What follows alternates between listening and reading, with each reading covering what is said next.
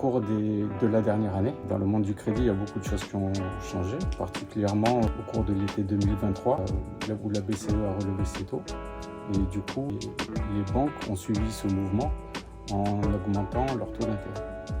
Donc ça a donné de nombreux remous au minimum et dans certains cas, c'est devenu vraiment très compliqué, quel que soit le crédit, que ce soit de l'IMO, mais aussi sur des crédits plus de niche comme le rachat de crédit ou sur les crédits hypothécaires.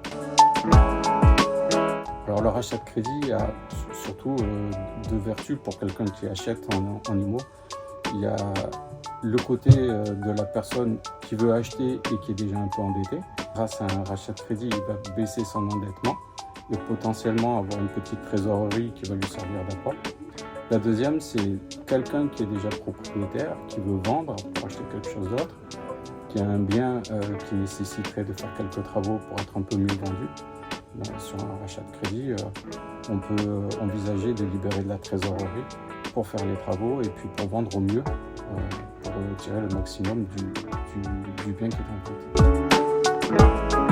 Le TAEG regroupe les différents coûts du crédit et à ce titre-là devient un élément comparateur des offres que vous pouvez avoir par différentes banques ou différents courtiers. Il regroupe les frais, les intérêts bancaires, les frais de dossier, les frais de garantie si toutefois il y en a une, les honoraires de courtage et l'assurance emprunteur.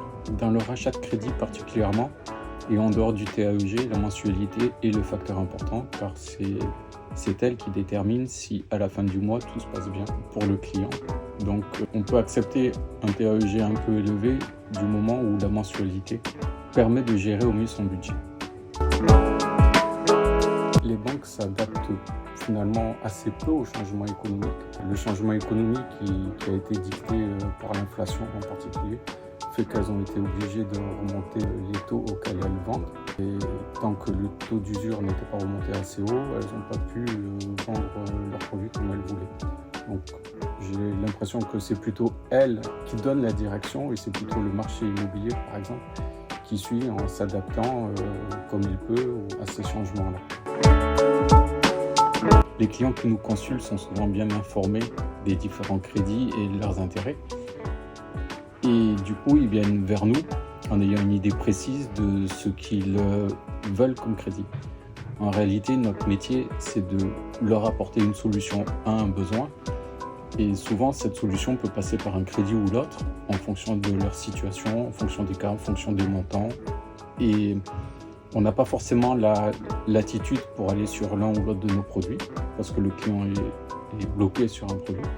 Et alors que ça serait super bien d'avoir des gens qui soient parfois un petit peu moins informés pour qu'on puisse leur proposer exactement ce qui colle le mieux à leurs besoins.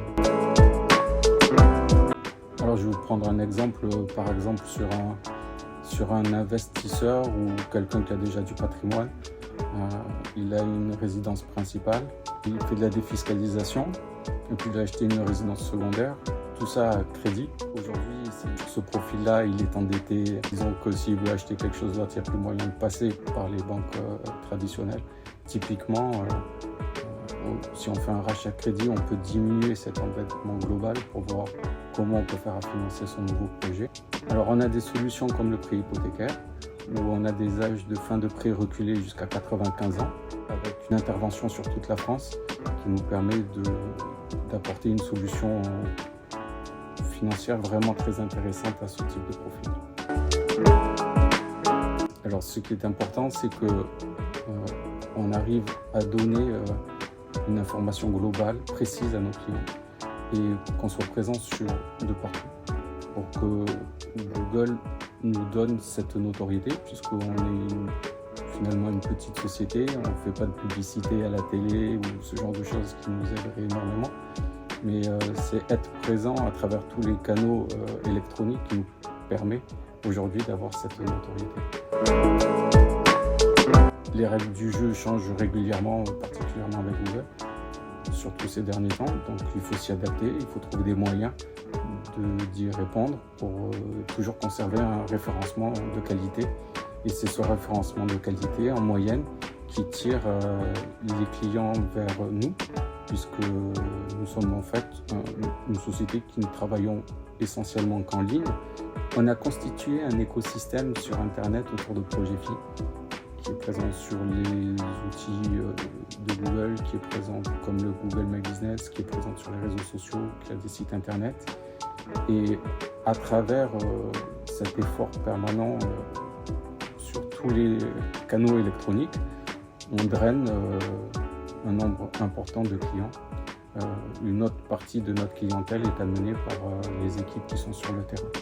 Nous continuons à travailler en permanence sur notre référencement naturel pour classer le maximum de nos pages, pour apporter le maximum d'informations à nos clients. Et naturellement, ça draine un nombre de demandes importants qui sont traitées par nos équipes internes. La présence sur Internet est vraiment destinée à la clientèle et aux particuliers qui a besoin de crédit. Toute la partie partenariat est faite par ailleurs, mais pas sur Internet. Parfois, pour certaines personnes, sur leur LinkedIn personnel, mais pas au-delà.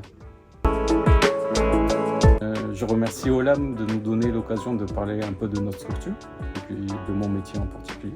Et je remercie Manon pour son travail de préparation, de montage et de publication sur les réseaux sociaux de cette interview. Merci Manon.